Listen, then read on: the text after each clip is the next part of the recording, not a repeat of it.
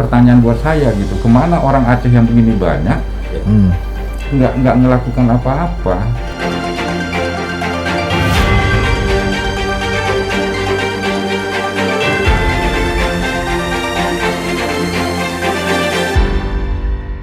Assalamualaikum warahmatullahi wabarakatuh. Yang pertama sekali kami ucapkan selamat datang dulu kepada Pak Radwardi. Beliau adalah PLT Kepala BPKS yang hari ini kebetulan berakhir sebagai PLT di BPKS Sabang.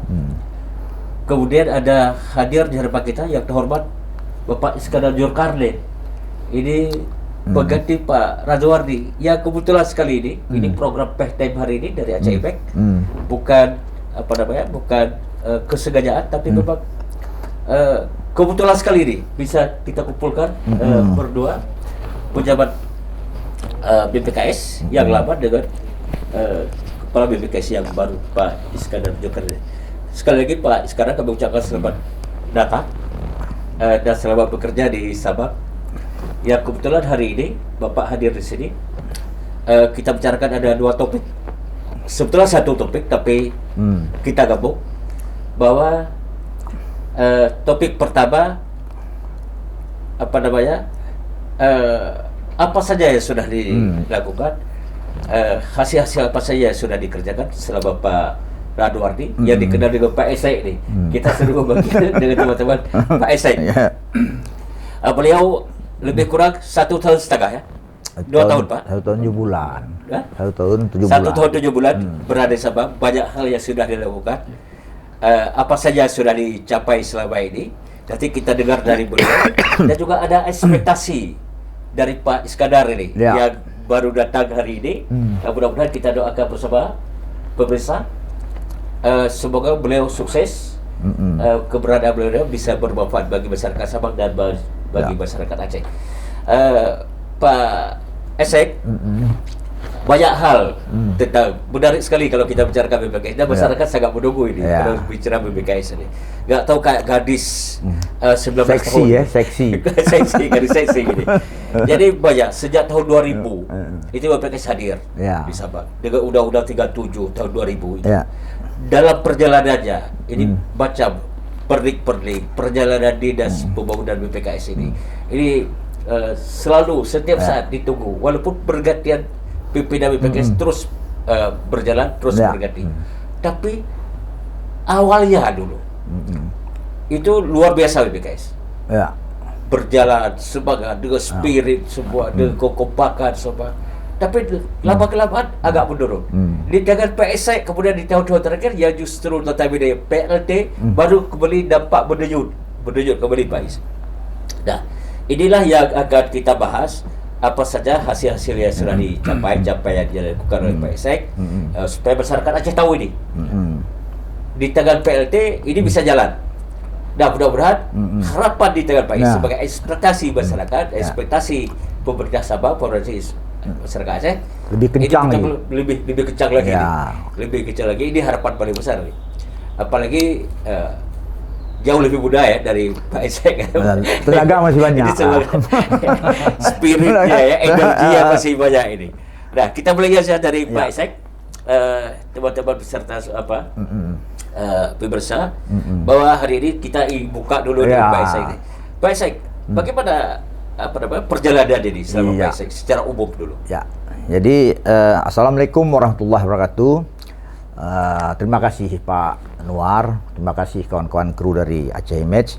Jadi pertama kita apresiasi kepada perjalanan. Artinya para pimpinan-pimpinan terdahulu itu adalah sudah melakukan kerja sebenarnya. Itu harus saya apresiasi hingga hari ini, hingga waktu saya kemarin, siapapun dia. Nah, saya hadir sebagai pelaksana tugas sebenarnya. Pelaksana tugas itu lebih cenderung ke perbantuan sebenarnya kan, yang diminta oleh Bapak Ketua Dewan Kekuasaan untuk kelancaran penyelenggaraan sebenarnya. Nah, saya mulai waktu itu 16 Januari 2019. 2019. Ya. Ini 2020. Ya. Jadi ada tentu kan saya harus evaluasi pertama apa persoalan dalam tahun itu. Yeah. Nah, persoalan dalam tahun itu hambatan-hambatan inilah penyelenggaraan saya kira. Yeah. Ada 4 hal. Yeah. Yang pertama, hambatan penyelenggaraan administrasi perkantoran. Yeah. Ya, jadi macet waktu itu, ya walaupun tidak macet, ada seret-seret itu kita selesaikan lah dengan lembaga-lembaga terkait, ada keuangan. Ya. Yang kedua, kaitan kegiatan yang nggak yang mangkrak boleh kita bilang, yang terhambat di tengah jalan, di nasional lah kan. Jadi seperti yang paling populer waktu itu Sabang Miris Festival, karena itu kan agenda nasional, ya kan, melibatkan 3 negara, ya kan. Alhamdulillah waktu itu juga sudah itu luar yang kita selesaikan dengan kementerian, dengan pemerintah provinsi. Habis itu yang ketiga penyelenggaraan Pelabuhan Balohan, ya kan, itu kan terhambat juga. Yang hari ini sudah mencapai 91% ya. Ya, waktu hari itu kita. Artinya sudah hampir selesai lah. Udah, tinggal yang hambatan-hambatan ya, lahan macam-macam ya. Kemudian yang keempat lahan. Nah, lahan ini karena kita setiap pertemuan kita dengan DJKN, mereka berharap itu bisa kita siapkan lah ya, administrasi lahan tadi. Ya, insya Allah kita kemarin 2000 ini ya bersama DJKN, bersama kawan-kawan di BPKS, ya bisa kita siapkan administrasi lahan itu sehingga kita yang terbanyak di nasional, ya kan. Jadi yang paling urgen Pak Esek, yang paling urgen itu yang jadi hambatan apa sekarang untuk BPKS ini? Ya, itu kita kembali dengan tujuan BPKS kan. BPKS itu kan ya lembaga sebenarnya hari ini dia sudah harus mendapatkan pendapatan kan. Nah, namanya jadi ke BLU ya? Ya, pendapatan negara bukan pajak. Kalau kita rapat dia selalu suratnya dikaitkan dengan hal itu. PNBP. Jadi dengan apa kita dapat itu? Ya, dengan manajemen pelabuhan. Kemudian dengan perizinan. Kemudian dengan pemanfaatan lahan, aset. Nah, dengan 3 hal. Hambatannya seperti saya sampaikan tadi, bahwa ada administrasi harus kita selesaikan. Kita perkuat administrasi kita kan. Kemudian jika memang ini ada kendala, di mana saja kendalanya? Apakah di regulasi ya, atau di SDM ya, atau gimana Pak Isai? Ya, saya pikir di penyelesaian dokumen ya benarnya. Ya, kalau dokumen itu kan dia harus didukung oleh regulasi pembuatan dokumen itu, didukung oleh SDM macam-macam. Yang kita capai adalah sebuah dokumen kan. Jadi seperti dokumen lahan kan, seperti disampaikan oleh berbagai rapat, kita harus kita selesaikan.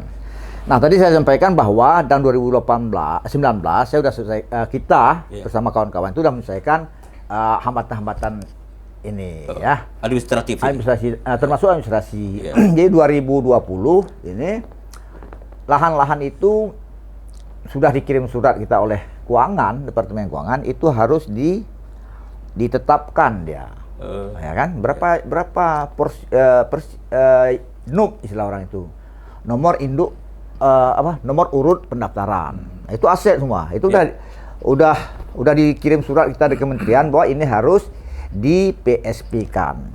Di PSP-kan tuh penetapan status penggunaan. Jadi barang kita ini ditetapkan lagi status penggunaannya. Ya. Berapa jumlahnya? 2.692 NUP. Jadi masing-masing NUP nanti kita buat tim kerja, dia harus dilengkapi dengan administrasi. Ada legalitas asetnya macam-macam. Tentang administrasi selesai otomatis. Artinya apa yang menjadi hambatan terjawab. Waktu Pak Esek sudah masuk ke sana.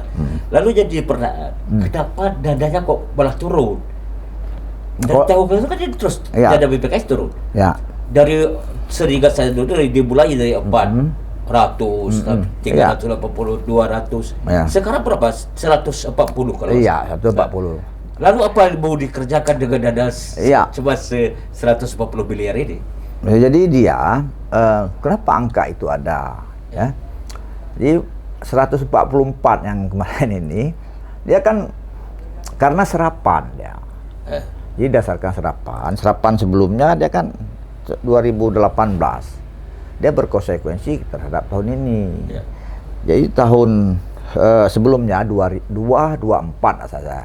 Karena serapan kita hanya 68%, sehingga jumlah yang diberikan ya 0,68 kali sekian. Jadi kecil sekali Pak saya. Ya. Jadi bagaimana Bapak mengupayakan ini? Ini kan bahasa Bapak ini. Ya. Ini dengan dana begitu kecil, dengan karyawannya sampai Kalau 100. yang kemarin itu udah naik kita. Oh, udah naik. Nah, ini kemarin yang untuk 2019 kita 0,84%. Yang serapan kita. Kalau yang saya sampaikan tadi yang sebelum itu yang waktu tahun sebelumnya. Sehingga waktu perkalian ini muncullah untuk 2020. Sekian kira-kira gitu. Ini kan kecil juga masih. Iya, masih kecil. Karena tugas BPKS kan juga menjaga hinterlandnya. Pulau Aceh misalnya. Ini kan harus juga dibangun. Nggak mungkin kita tinggalkan Pulau Aceh hanya memberikan perhatian untuk sama. Atensi kita nggak mungkin bisa bersama. Itulah dia nanti ini saya pikir kan banyak emang harus dibenah dia dari target-target ya. Itu kalau saya kan cuma menjalankan administrasi yang sudah ada saya jalankan seperti ini kan gitu kan. Jadi seperti umpamanya yang saya sampaikan tadi bahwa lahan ini apa yang jadi kendala ya, kendalanya harus sesuai aturan, harus dilengkapi aturannya kan. Saya pikir ini normatif lah ya. Tapi tugas kita untuk menyelesaikan. Jadi kita harap juga Pak Is kan udah ini lanjutkan lagi penyelesaian itu kan supaya nggak terhambat ya. Nah, kami juga mendapat informasi Pak Isek bahwa tanah, itu tanah banyak sekali yang dibeli oleh BPKS. Ini bagaimana dengan ketertiban tanah ini termasuk sertifikatnya termasuk ini kan aset ini. Nah, apakah ini juga terselesaikan Pak di tangan Pak Isek? Udah, itulah kemarin 100 yang sudah karena ditargetkan oleh Departemen Keuangan itu kita harus menyelesaikan 1.303 persil. 1.303 persil. Dari sekian ini masih belum terpenuhi, tapi waktu itu kewajiban target dari kementerian kita lengkapi. Sebenarnya nggak susah, dia ambil gambar itu, lengkapi administrasi lain, di situ diusul dia untuk sertifikasi. Ya. Capaian kita kemarin dari 1.303 yang bisa saya 1.110. Ya kan? Nah, itu udah tinggi dari target dengan waktu, batasan waktu, keterbatasan tenaga mungkin kan, jarak. Nah, hari ini barang-barang itu udah didaftarkan untuk diusulkan ke dalam PSP, rencana PSP. Untuk menertibkan seperti disampaikan oleh Pak Nuar tadi, makanya dia lahan-lahan yang sudah selesai Pak Is, itu kita masukkan ke dalam lahan. Nah, jadi nanti kawan-kawan jadi dimasukkan peta itu, masukkan dalam lahan. Supaya apa? Supaya terpromosi juga lahan ya. BPKS sebagai badan perusahaan.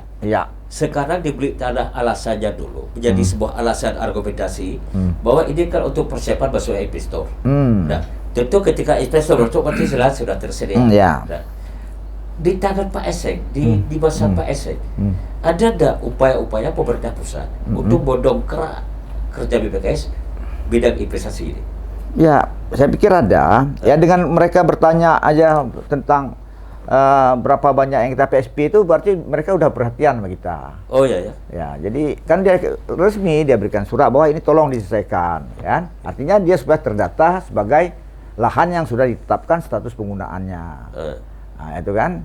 Jadi ya berarti masih perusahaan dalam strata administrasi, kelengkapan objek dari ini kan. Jadi artinya ke depan badan pengusahaan kawasan Sabang ini, BPKS ini artinya bisa berinvest sendiri ya. Invest gimana? Maksudnya dia bisa mendirikan perusahaan sendiri karena ini badan pengusahaan, bukan badan perusahaan.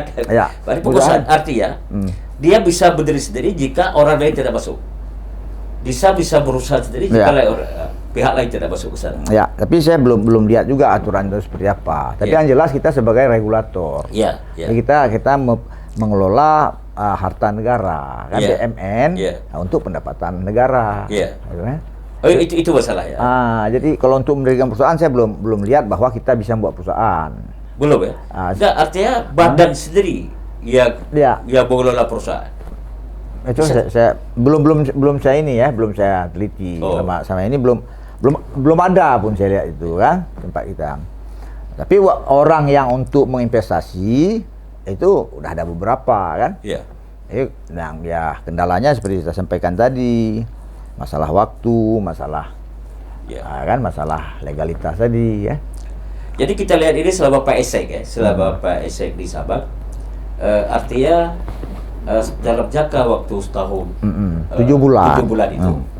Ini kan ada, Bapak hadapi kan banyak persoalan, banyak kendala, tapi kan tidak bisa dipukuli. Seperti yang dikatakan tadi kan banyak juga yang sudah berhasil dilakukan. Nah, yang paling penting dalam sebuah lembaga seperti itu, keteraturan administrasi. Terus kapasitasnya karyawan, pejabat yang mendukung kepala kan ini. Ada nggak terpikir ini untuk berdambah tenaga yang lebih profesional misalnya? Waktu kemarin Bapak. Saya kan berhadapan juga dengan waktu. Waktu saya harus menyelesaikan sekian waktu. Nah, sesuai dengan ya boleh dibilang tuntutan dari instansi tertentu. Saya harus melaporkan berapa jumlah ini ke instansi yang mengelola koordinasi tadi. Jadi saya pikir berapa yang ada aja kita ini terus per bidang kita laksanakan terus itu kan. Jadi saya ingin tahu juga sedikit Pak Esek ini. Apa yang menjadi kira-kira ketidakpuasan Pak Esek itu selama bekerja di BPKS, selama dipercaya di BPKS? Ya kira-kira kurang seru, kurang pas, kurang kurang enjoy atau kurang mendapat dukungan. Kira-kira ada enggak? Apa kira-kira? Nah, saya pikir kalau saya sebenarnya ya enjoy aja. tapi kadang-kadang gini, dia harus karena begitu luas bidang kerja kita dan waktu terbatas. Saya pikir begitu kita bilang harus tersolusi dah. Itu dia. Nah, begitu kita bilang jangan balik lagi ke kita. Ya, maksudnya gitu dia. Jadi kalau umpamanya begitu kita bilang A, selesai itu jalan terus dia. Nah, saya pikir di situ aja itu persoalan peningkatan kompetensi itu bisa kita latih orang kan. Latih kan, kasih pemahaman. Nah, tapi habis itu ini kan luas wilayah kita seperti yang Pak Nuar bilang tadi bahwa termasuk pulau-pulau. Jadi yang disampaikan atau dinyatakan dalam undang-undang itu Pulau Weh, Pulau Breh, Pulau Nasi, dan beberapa pulau-pulau kecil. Nah, ini wilayah ini lebih kurang 400 km persegi. Nah, ini kemarin ya karena ya boleh kita bilang lah aspirasi dari masyarakat ya seolah-olah Pulau Breh atau Pulau Aceh itu tidak terperhatikan, itu kita sentuh lah kemarin ya kan. Kita coba sentuh. Dengan apa kita sentuh? Dengan wewenang kawan-kawan juga di provinsi, ya kan? Dengan kawan-kawan dari ASDP. Nah, sehingga kita buat rapat. Ya, orang kawan-kawan dari Dinas Perhubungan Provinsi juga berupaya ada supaya masuklah kapal di situ kan. Artinya sudah terbuka lah akses. Jadi ada nggak Pak Esek bahwa merasa didukung secara politis? Ada nggak? Ya, saya pikir politis itu ya artinya begini. Kita tahu bahwa di pemerintah Aceh juga mendapatkan sedikit dana lah, tidak banyak, melalui pengesahan DPR. Ini kan tidak banyak, berapa sekitar 600 juta. Ini tentu ada kepentingan di belakang itu. Nggak, kalau kemarin kita cuma APBN aja kan. Kemarin APBN? Ya, karena kita juga nggak berani, kalau dalam kapasitas saya juga dengan PLT ini kan nggak berani juga terlalu merambah mana-mana kan. Ya, apa yang ada itu kita bisa selesaikan dengan yang ada gitu kan. Tapi dengan dana saja sudah bisa diselesaikan ya? Kemarin alhamdulillah bisa kan. Bisa. Sehingga kita udah menghasilkan format kerja. Ya kan, bahwa untuk nanti waktu udah dilanjutkan sama Pak lebih kencang. Dan di seknya juga sudah sudah selesai. Ya, ini tahun ini kan udah mulai kita buat master plan ya. Master plan ya. Master plan untuk 2020 sampai 2041 ya. Itu udah dibuat sama kawan-kawan dari deputi teknik ya. Itu sudah selesai. Enggak, udah sedang dilakukan oleh orang sudah. ini ya. Oke Pak Isek, pemirsa yang berbahagia, kita sudah mendengar apa kendala, bagaimana capaian apa yang sudah dilakukan oleh Pak Isek di Sabang sebagai selaku kepala BPKS. Tentunya ini juga menumbuhkan harapan bagi kita kepada pimpinan yang baru BPKS. Kebetulan seperti saya katakan tadi bahwa di antara kita sudah hadir kepala BPKS yang baru, Pak Iskandar Zulkarnain. Kita juga akan tanya kepada beliau ini. Ada tentu punya harapan, punya cita-cita, punya keinginan bagaimana memajukan Sabang. Lalu nanti kita juga ingin tahu apa saja yang sudah terpatri dalam pikiran beliau untuk bagaimana mengungkit ekonomi Sabang ini melalui pelabuhan bebas yang sudah terbangun dengan baik, dengan apik di Sabang. Mungkin itu Pak Is. Kira-kira apa Pak Is? Langkah pertama Pak Is ini yang mau dilakukan. Terima kasih Bang Anwar, terima kasih buat Pak Isek. Pada kesempatan ini, terima kasih. Ini senior saya dari SMA. Oh ya. Jadi ini pun dari TK. Dari TK, dari TK, SD, SMP, SMA, kuliah. Kemudian juga di organisasi BPKS juga jadi senior saya gitu. Jadi saya nggak pernah bisa ngalahkan, nggak bisa ngalahkan. Selalu satu langkah di depan. Iya, selalu. Selalu. Kita ngelihat sekarang itu adalah bagaimana ke depan. Iya. Yang sekarang ditinggalkan sama siapa Pak? Sama Bang Esek. Ya. Ini sudah dijelaskan panjang lebar. Memang Pak Raduwardi ini payah disebut apa? Tapi kalau begitu Esek satu Aceh kenal. Ya, saya juga nanti jawabnya Esek aja supaya lebih kekeluargaan ada, lebih dekat ya. Tadi saya pelantikan ada beberapa pesan dari Pak Nova. Salah satunya adalah bagaimana melakukan pekerjaan yang ada sekarang lebih cepat. Lebih cepat, lebih efektif, punya inovasi dan kreasi, tapi tidak melanggar norma-norma hukum. Jadi kita tetap ada di dalam koridor hukum. Bukan berarti cepat boleh suka-suka. Terus yang kedua, masalah cara melihat Pulau Aceh. Pulau Aceh sekarang itu yang ada di dalam gambaran tadi, Pulau Aceh itu seperti kurang perhatian. Jadi dari APBN yang ada itu kan lebih banyak fokusnya ke Sabang. Ke Pulau Aceh itu sedikit. Tapi sedikitnya saya belum tahu berapa persen. Ke depan, kalau kita melihat visi misinya BPKS itu adalah menjadi pelabuhan internasional dan pariwisata tempat tujuannya. Untuk mencapai itu kita bicara masalah misi. Langkah-langkah apa yang harus kita lakukan? Salah satu adalah memberi kemudahan buat investor. Itu satu. Karena BPKS itu adalah badan layanan umum yang harus bisa memberikan kesempatan kepada investor untuk masuk dan yakin secure, tidak diakal-akalin. Yang kedua, pariwisata. Pariwisata itu akan baik. Kita ngelihat, udah lama saya nggak ke Sabang. Tapi secepatnya saya ke Sabang melakukan konsolidasi sama tim BPKS, sama Polres, sama Lanal, sama Wali Kota, kemudian juga sama DPR Aceh, sama Aceh Besar. Kita akan konsolidasi. Kita coba duduk sama-sama, kita melihat apa kendala selama ini. Ya, harapan saya adalah ini waktunya untuk kita berubah.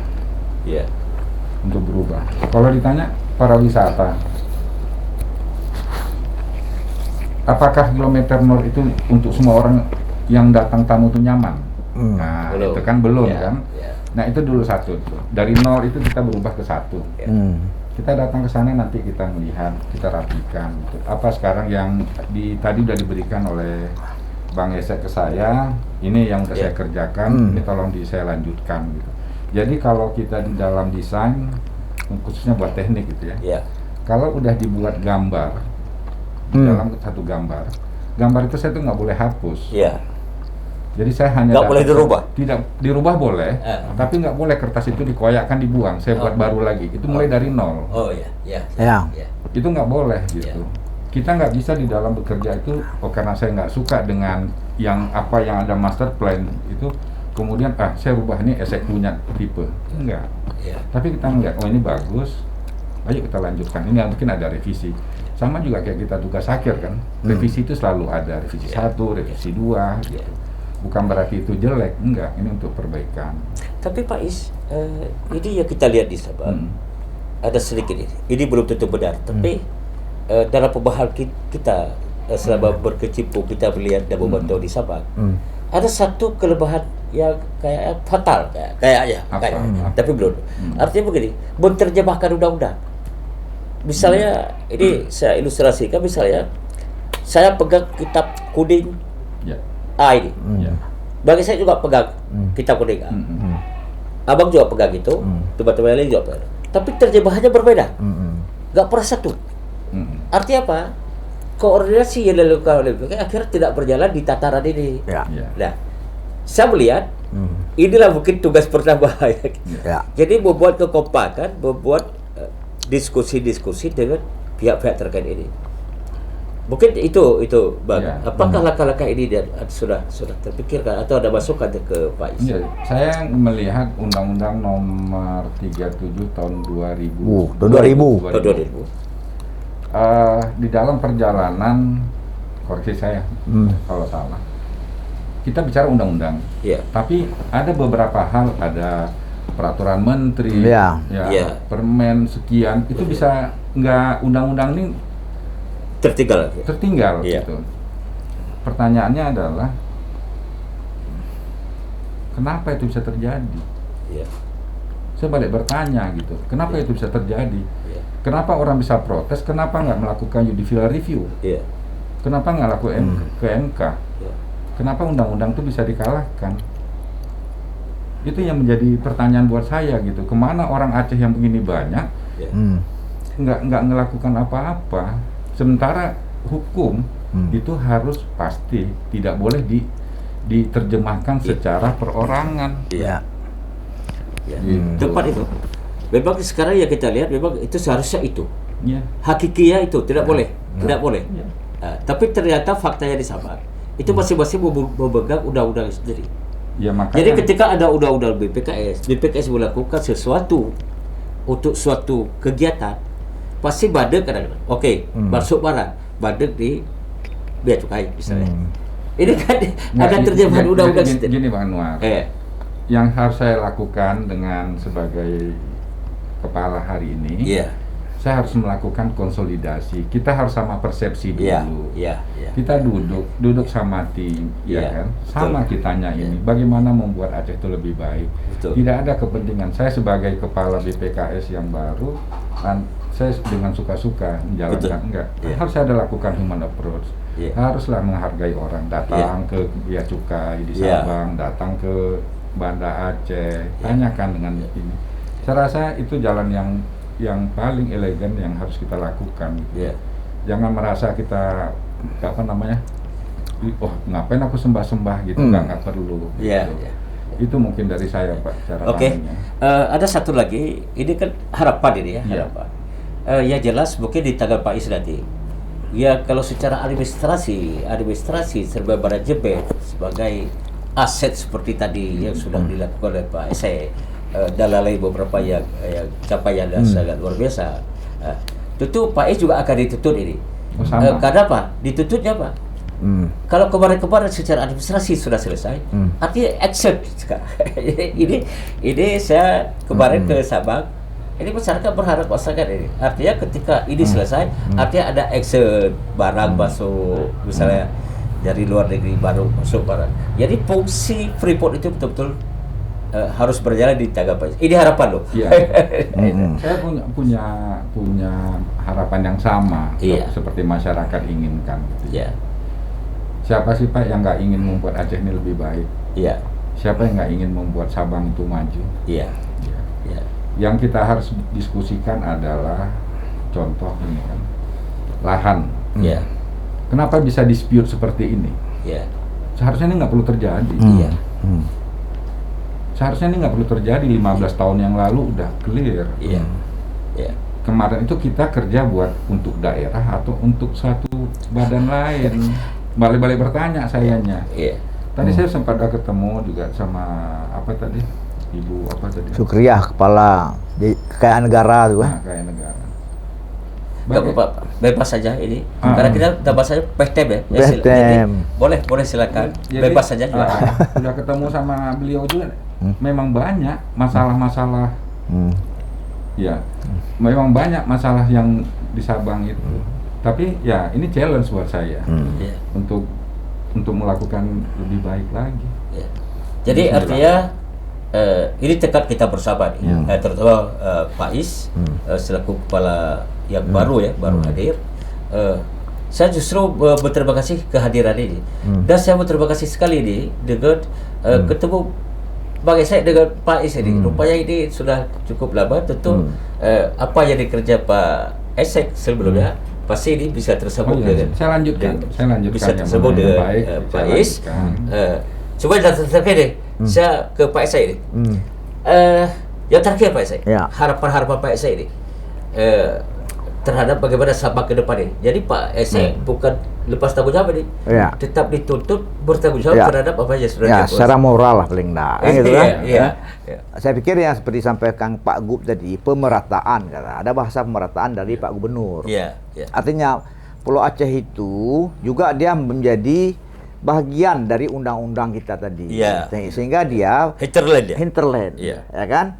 Jadi sehingga kalau di Sabang ini punya fasilitas peraturan seperti A, di sana juga sama. Ya kan, sama lah artinya. Jadi oleh karenanya saya sepakat juga macam Pak Is bilang tadi, bahwa itu juga menjadi target dari Pak Is sendiri kan, pengembangan itu. Sebab gini, ini sedikit lagi bahwa ini luas Sabang itu kan 153 km ya persegi. Artinya 15.000 hektar itu. Ya kan? Jadi ya 15.000 ya. Jadi kan gitu ya. Nah, kalau kayak gitu apa semua kita bisa pakai untuk aktivitas kita? Belum. Enggak, karena ada hutan. Hutan enggak boleh ganggu. Ada jurang kita bilang, gitu. Ya kan? Jurang macam-macam. Kalau kayak gitu dia berapa ini? Sisa yang bisa dipakai sekitar 50% saya bilang. Berarti dia 15.000 bagi 2, 1.500 ya. Di 1.500 hektar ini, disinilah kita hidup, berekonomi, berkantor, bersekolah. Gitu. Nah ini ukurannya nanti dia dengan aturan keuangan. Aturan keuangan itu apa? Dia berapa kepadatan yang diperkenankan, yang nyaman. Kalau kita bilang wisata, hari ini 42.000 penduduk kita di lahan yang kita sampaikan tadi sekitar 1.500 hektar. Ya, itu nyaman masih. Kalau umpamanya udah 500.000 mungkin udah sak napas. Udah kira-kira. Ini teorinya teori kepadatan kan. Nah, jadi artinya di Pulau Aceh itu juga hari ini 2000 dia menjadi harapan untuk pengembangan. Ya, nah, jadi jangan kita sia-siakan waktu ini. Nah, gitu kan? Ya sepakat nih. Saya yakin kali ini Pak Is lari kencang nih. Lebih kencang saya. Jurusan mesin kok. Pemirsa, ini kita kembali ke Pak Is nih, kepada kepala BPKS yang baru ini. Kita juga mau tanya ini yang terakhir nih, karena waktunya mengingat waktu. Pak Is, ini di tempat kita ini di BPKS ini, itu juga diberikan satu parang. Artinya ada PP 83. Iya, pelimpahan. Dan ini senjata Pak Is untuk melakukan apa saja sesuai dengan PP itu. Karena PP itu sangat luas diberikan hak-haknya untuk BPKS. Nah, seperti saya katakan tadi sebelumnya, tentu Pak Is dituntut ini. Saya ingin mendengar dari Pak Is apa saja, ringkas saja, apa langkah pertama untuk Pak Is. Yang kita lakukan PP 83 itu saya kan belum baca banyak ya. Setajam apa itu yang bisa nebas apa gitu ya kan. Kalau yang sekarang ini yang saya harus lakukan adalah 2. Satu adalah menyelesaikan masalah budget. Ini karena dalam waktu dekat besok atau lusa ini akan ada dengan pendapat dengan DPR RI Komisi 6. Nah, kalau dilihat budget ini baru sampai dengan hari ini hanya 30%, sisa waktu sekarang 4 bulan.